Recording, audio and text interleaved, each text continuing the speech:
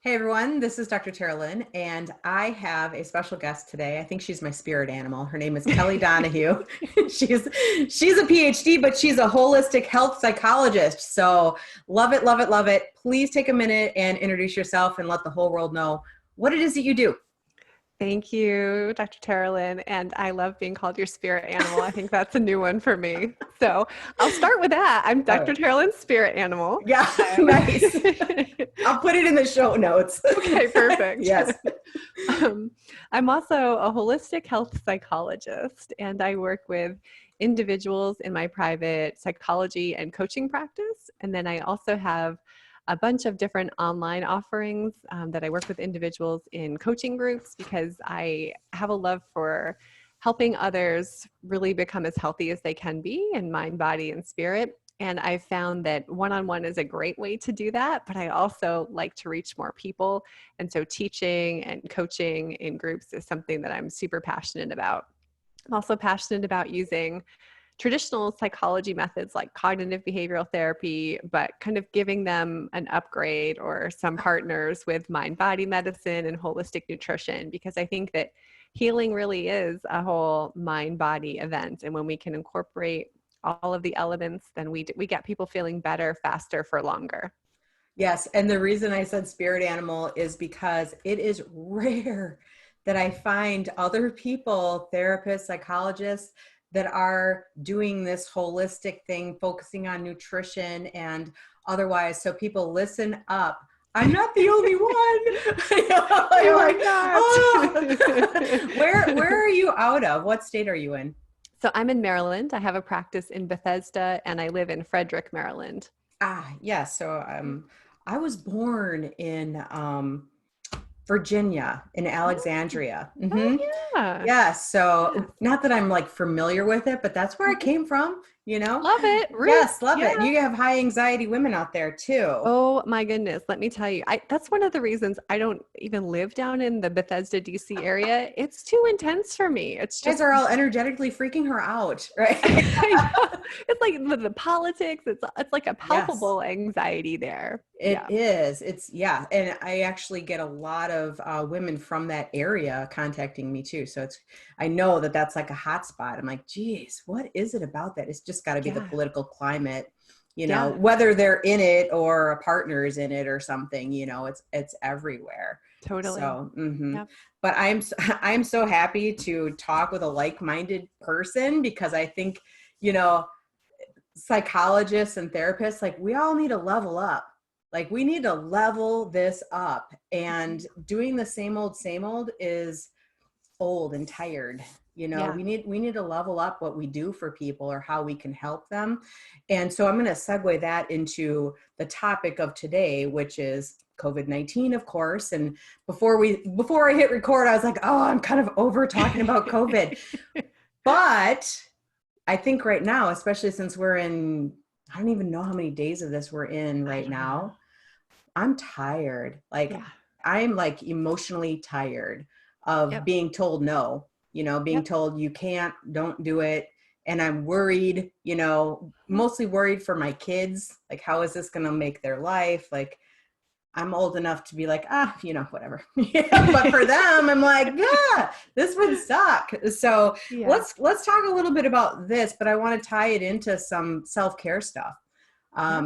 So go ahead, give it to me. What do you think about COVID and self-care and all that Oh, jazz? okay. Where to begin? We could Yeah, talk I for know. days. No, but we won't, So everyone, just so you know. no, no, no, we No, no, won't. no, We'll we keep won't. it short and sweet. Yeah. So the first thing, I totally relate to what you're saying about feeling tired. And I think Mhm. that there's been a shift recently after week, like, I don't know, 4 or whatever we are into it now, where we went from like extreme anxiety, but also this sense of, okay, this is an acute stressor. We can Mhm. handle this, right? To now this being, oh goodness, this is a long-term stressor. Mhm. And I've just depleted a lot during this short-term period because we're designed to deal with short-term stress. Our body is made that way, but we're not designed to deal with chronic long-term Mhm. stress. And when we do, things start breaking off. Things start Mhm. falling off the wagon. Like it's just not a good scene, whether that shows up in the form of emotions or cognitive issues or physical issues or how we're relating to our partner, it's going to start showing up. And so I just wanted to say that I think there has been sort of that shift. And now we're in this long-term thing. How is this going to affect us? I think one of the things that it can be doing, and I have some thoughts about whether we should always be looking for the silver lining around this or not, but I think that one of the things we can be doing is going back to basics in terms of how to take care of ourselves, because we kind of have to in this setting. Yeah, And well, I just want to interject here for a minute because please. I just had a news interview a couple months ago about what self-care has turned into. Oh. And it's turned into like very much like a marketing term, and things like pedicures, massages, all the things that really, I mean, they're self-care-ish, but they're not daily sustainable things. And now you can't do it at all. No. So, we're craving all these things. So going back to basics is a solid plan. I can't wait to hear about it. Yeah. Yeah. And that's the thing, when we outsource, whether it's our self-esteem, self-worth topics for another day, but when we outsource our self-care too to something beyond us, and then that's taken away because we don't have control over that, then what are we left with? We have to figure out ways to source that from ourselves. And so I love that you called it outsourcing self-care. Yeah. That's what it is. Yeah. Even drinking alcohol, things that's Totally. all outsourcing our self-care. Yep. So everyone knows. Yeah. Yeah. So I worked for the military for a number of years, and anyone who's been around the military knows they love acronyms. So it was no surprise to me that when I was thinking about like, how am I going to talk to my clients about this in a way that's easy for them to remember, that I came up with an acronym, which is BEST, B-E-S-T. That's easy. When I worked for the state, I think we had 50 pages of acronyms we're supposed to. It's always like this huge glossary at the end. I was like, I can't remember this. Terrible. Yeah. Anyway, BEST is good though. We'll go with BEST. All right. And so with BEST, it's really, it's thinking about the things that we do ourselves every day anyway, and how we can use those things to amplify our self-care. So B is breathing. We breathe approximately 20,000 times a day. I don't know who counts these things, but that's what somebody did. Yeah. Somebody did. Yeah. And so when we're stressed and when we're anxious, we tend to breathe from our chest. We're not doing these nice, deep diaphragmatic breaths. And anyone who's listened to you for any period of time, like, knows that that's a huge part of what you talk about too. Yes. And that doesn't mean that every breath has to be a deep diaphragmatic breath, but it means that if you're doing it anyway throughout the day, we can optimize that and take a few deeper diaphragmatic breaths where we allow our belly to get big on the inhale and go down on the exhale. We're breathing anyway, right? People don't even have to know that we're doing this. Not that there's anyone to see us anymore. Right. Anyway. Exactly. But doing that can be really helpful and is calming to our nervous system. It helps us to switch from that sympathetic stress response to that parasympathetic rest and digest response. Yep. Nice. Yeah. And it's funny because as you were talking, I was like, I'm so squirrely today. I'm like, thank you for allowing me to put on a real shirt today and get dressed. As you're like self-care, I'm like, yes. Like that's like going down the tubes right now, even just totally. I'm so excited. But it's funny because even when I talk to clients, like I'll be sitting here and I'll be doing breathing while I'm talking to clients, and it helps, but you do have to remind yourself to do it. You do. And I think that's fine. Using reminders is great. We need to set the environment up to help us succeed. So if that means putting a sticky note on your computer that says breathe, or having a timer to remind you, like, go for it. That's how we establish our habits. Okay. Yeah. Go ahead. So B is breathing. Yeah. Easy enough, but powerful too. That's the thing. I think people think like, oh, I just do that anyway. Like, how can that really be that impactful? It is though. Well, listen, that vagus nerve all the way from your skull, all the way down, touches your diaphragm and stuff. So your vagus nerves help you calm. That's one of the reasons why it's so important to get that diaphragm expanded. Right. So, and there are a number of different techniques that you can do. If diaphragmatic breathing doesn't float your boat, like there's alternate nostril breathing, 4-7-8 breathing, there's more structured ways of breathing, but you can start simple and then go from there. Yep. Okay. So E is eating. We all eat. Good Lord. Right? We're eating. We're not talking about COVID stress eating either, but I need, anyway, go ahead. That's another topic for another day Yes. too. But eating, like we're doing this every day. So how can we optimize this for our health? How can we use what we're eating to help us feel better emotionally, mentally, physically? And really, for me, that comes down to whole foods eating. So it doesn't matter really what flavor, what the diet du jour is, if it's keto or vegan or whatever. We know that with any of those versions of diets, when they're practiced with more whole foods, they're going to be more beneficial and they're going to make you healthier, right? A keto diet with pork rinds and bacon versus a keto diet with greens and grass-fed beef, like very different things. We like to morph diets into what fits our crappy diet. Like, you know what I mean? Yeah. Like, I'm doing keto so I can eat pork rinds, you know? Right. So we like to do that. But the key here, I was thinking, like, instead of we eat for emotional health and well-being instead of eating our emotions, right? Instead of eating the emotions. So, and that's hard right now. And everybody talks about it right now. What do they call it? The COVID-15 or something that's happening? Yeah. Yeah. It's a real thing. It really is. And when we get stressed, we get stimulated to crave sugar and to crave carbs and fat, like really easy, powerful ways to get energy because we're preparing to fight or flee. But we're not. We can't do either of those in this situation. Right. So we have to learn to be in our not our flight, our freeze response. Now we're like forced into the freeze response. Sorry, like my brain's not on point today. But this eating kind of goes back to breathing, because you could combine the two things. Like if you're breathing, dialing down your nervous system, you're probably less likely to be grabbing junk food. Totally. Absolutely. Because you're taking care of yourself in a different way. Yeah. And you're accessing your thought. That breathing allows you that pause. So you can say, am I really hungry? If I'm not hungry, why am I reaching for this chocolate or chips or whatever? It's because I'm feeling scared or bored or I want comfort. And then you can ask yourself, what are other ways to do that? Now that seems very simple, but it's not easy and it takes a lot of practice to do that. But I think it's important to try to just fill your plate and your body with the healthier foods, and the unhealthier ones get a little more crowded out. Anxiety can come from eating sugar. It can come from eating foods that we are sensitive or allergic to. So knowing that there's a direct connection there can be another motivator to make a healthier choice.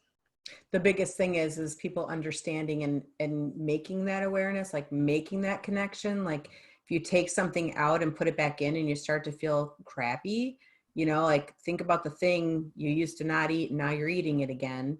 Right.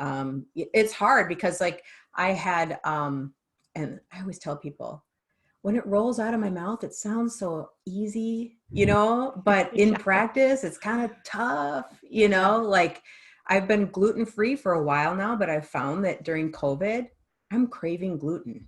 And I'm like, I haven't craved gluten in, I don't even know how long. You know, so I'm like, what is my body trying to do right now?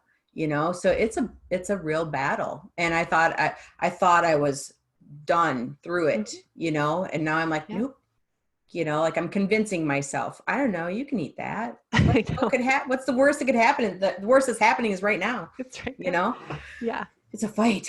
It is. And that's come up. I run a weight loss membership group. And just this week, 2 of the members were like, I've been healthy and doing these behaviors for a year and a half. I've been walking. I've been going to the grocery store and making healthy foods. And now I'm not doing either of them. In these big stress responses in the times of trauma. And we could say this is a trauma that we're all going through.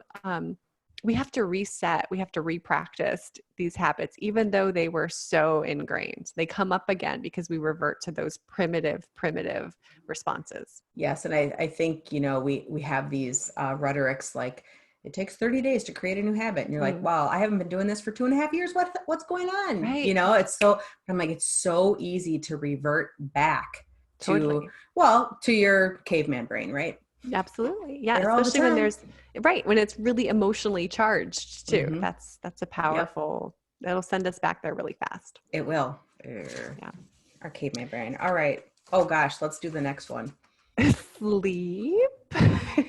Another thing that rolls out of your mouth and like, or doctor's like, well, you just need to get better sleep. Thank you, Captain Obvious. I know. How would you How do I suggest do that that? I do that? Here, take Exactly. this pill. Take this Right. pill. This will help. I think you need a sleep study. We'll figure it out that way, you Right. know? Yeah. Anyway, Yeah. sorry if Sleep that's what you guys do. But it's very confusing, and it's almost a flippant response. Well, you need to get better sleep. Right. Okay, how do I do that? Right. Yeah. So how we do that, it's a process, right? It's not a light switch. We're not just going to do one thing and it's going to happen. It's really about making small changes in a lot of different ways to a lot of different habits. And that might seem overwhelming, but remember, you're going to be sleeping for the rest of your life. So we want to get this straightened out so that you can have better sleep, because when you sleep better, you're going to feel better physically, you're going to feel better emotionally and mentally, you're going to be able to lose weight more easily, just all of these good things. So sleep hygiene is kind of I guess it's sort of like an old term for the strategies that we use. It's a for weird sleep. term, by the way. It's weird. I know, Yeah, it's it's weird. That's just what they call it. I guess it's like essential things. So if we think of hygiene as washing our hands and taking a shower, then we think of these things we should be doing for our sleep as kind of that important too. Or hygiene is a way of cleaning up. So let's like clean Ooh, up your sleep, right? I Yeah. I just like thought of that that. I'm like on fire too. today because I don't get a lot of human interaction. So this is like fantastic. We're going to solve world hunger by the end of this. Exactly. And world peace. Yeah, yeah. Totally. One of the best things we can do for establishing good sleep is to establish a good sleep routine, which means going to bed at the same time every night and getting up Hard at the right same now. time. Hard right now. Totally hard right now, right? Yes. And what I've told my clients is that we don't necessarily have to follow the routine that we followed pre-COVID, but if we need to move it an hour later and get up an hour later, that's fine, but we just need to keep it in a routine so that our body knows when to expect, when it should start producing melatonin so it can make us sleepy, and when it should start kicking in the cortisol to wake us up. Right. We need to know that. That's solid advice, because I've been also telling people, like, this is a good time to maybe restore your sleep. So if you can get an extra hour because you can sleep a little longer or naturally wake up, then do that. Let your body rest and rejuvenate. And well, I have an 18-year-old son who, school would make him rise and, all these things. Yeah, that's not happening right now. And I've been pretty lax about it as long as he's getting sleep, as long as he's doing the sleep thing. I've been pretty lax about it because I'm like, he needs to restore too. Yeah. But it doesn't have to be getting up at 5:30 in the morning right now, which is kind of an unnatural time for most people, to get up. So For sure. yeah, just as Yeah. long as we have a pattern that our body can recognize. Yeah, there are a lot of other things that go into it too. We don't want to be using our devices right before bed because the blue light shuts down our melatonin production, and this ties back in with the eating piece too. See, that's the great thing about keeping this very simple. It all works together. It really does. It does. When we think about eating and what we're drinking, we don't want to be drinking caffeine later than noon for most people. I mean, there's bio-individuality there, but noon is a good time to stop the caffeine. Another thing that's been happening more and more during this time is alcohol is creeping in a little bit more than usual. When alcohol stores are considered essential and they're left open, Well, I'm from Wisconsin, so yeah. Oh, yeah. You're like, oh, I know Wisconsin people. Yes, exactly. But alcohol is the biggest thing that's going to hijack your sleep. Totally. Caffeine and alcohol, even though people use alcohol to wind down, like it won't let you sleep very deeply, and it'll wake you up during the sleep phases. So alcohol kind of screws over your sleep. People don't realize it. Yep, it absolutely does. Yep. So, I mean, and sleep is it's so important. So any little changes that you can make to optimize your sleep, you're going to see a ripple effect in your health down the road. I want to suggest one more thing too, and this really did help me. Now that we are mostly working virtually, our faces are in front of our computer screens all day long. Yep. All day long. So I did break down and bought an extra anti-glare thing on my computer screen. Oh, And so all day, because I'm like, okay, the best way I can think about this is this, it sucks everything out of you. I know that yeah. it doesn't, but it sucks it all. Like the melatonin production is a little crazy. And so when you're looking at this screen from 8 in the morning till 6 o'clock at night, I Yeah. guess don't for a minute think that it won't impact things later. No. So get that extra screen, the anti-glare, anti-blue light screen. It has helped a lot. Number one, my eyeballs don't feel like they're going to fall out of my skull at the end of the day. So that's a win, Yeah. That's always a So it's a good big thing. win. Always a good thing. But it Yeah. has helped the sleep too. So, Good. Yeah. That's a good tip. all All right. And right. so there's a lot of things we could do for sleep, but let's just keep it simple. So I'd encourage you to pick one of those, like dial it in and really practice that until you have that down. And then the last one is thinking and our self-talk. So we have 20,000 breaths a day. We have 30 to 60,000, something 90,000 thoughts a day. That's a Cool. lot of thinking, right? Yeah. And most of those thoughts are negative Yes. because evolutionarily we have this negativity bias and that's how we're programmed. And most of those thoughts are the same thoughts that we've thought the day before, and the day before, and the day before, and the day before. Mm-hmm. So we have these patterns of thinking that really drive how we feel and what we do. And if most of those thoughts are negative, just think about it. If you had a puppy or a child and you're saying negative things to them, like, 90% of the time or so, they're not going to be very responsive. They're not going to be very excited about doing what you want them to do. Right. But that's what we're doing to ourselves all day. And that's going to make us feel anxious and depressed. Yep. Well, especially now. And I've talked about this with my clients too, like getting previously, like getting toilet paper was a problem to be solved, Yep. and so you would literally ruminate about where should I go? What should I do? How am I going to get there? Like all over something so basic as toilet paper. Like that's Right. the hunter gatherer inside of us was hunting toilet paper. Totally. Totally. Yeah. And I'm like, so the Yeah. whole world is a problem to be solved right now. And so that breeds that negativity, which on more than before, consciously anyway, Yeah. and creating those neurological pathways that now we have to unwind. Exactly. It's Yeah. hard. How much control do we have over our thoughts? We don't have a lot of control over our thoughts when they're at the subconscious level, Right. right? That's the Exactly. thing. Thank Yeah. you. Yeah. But what we can do is we can do the breathing and meditation and the mindfulness, and those things help to put a pause after our thought. And that pause allows us to then say, is this true? Is this helping me? Would I say Yep. this to a friend? And if the Right. answers to any one of those is no, then it's probably not a thought we want to keep. And that gives Right. us the opportunity to practice a different thought, which means practicing a new neural connection in our brain, which means next time it's going to be a little more likely to take that new route in our brain than the old one. But it takes practice. Just like Totally. it, It is a yes, like you practice. can't just do it one time and expect miraculous results. All of this stuff takes practice too. Mhm. Going back up to the breathing, I tell people to practice breathing when you don't need to access it this way. So Yes. that when you are upset and anxious, you have this tool and you know how to use it, Yep. right? It's kind of like, if you're a football player or something, you would never step on the field without practicing anything Totally. Yep. ever. You would not be playing. They'd say Yep. no, so you have to practice each and every one of these things in order to make a new connection Mhm. and an association, Totally. even with sleep, guys. So your brain associates certain things with sleep. You Mhm. have to create that new association for it to be like, okay, I know what to do now. We're sleeping now. We are Right. sleeping now, so these are And one of good the basic ways we things. can do that is to build on a habit we already have established. That's called Mm, habit stacking. And the idea is if you're already doing something, like for example, I fill my water bottle several times a day, and it's annoying to me because it takes forever at the filter on the fridge. It doesn't take forever, but that's my perception. feels like forever. It Yeah. does, right? So what I've started doing is I use that as a time to take a few deep breaths. So now it's like automatic. Every time I put my water bottle under the filter, I take a couple deep breaths, and you just start pairing those things together so that they happen naturally.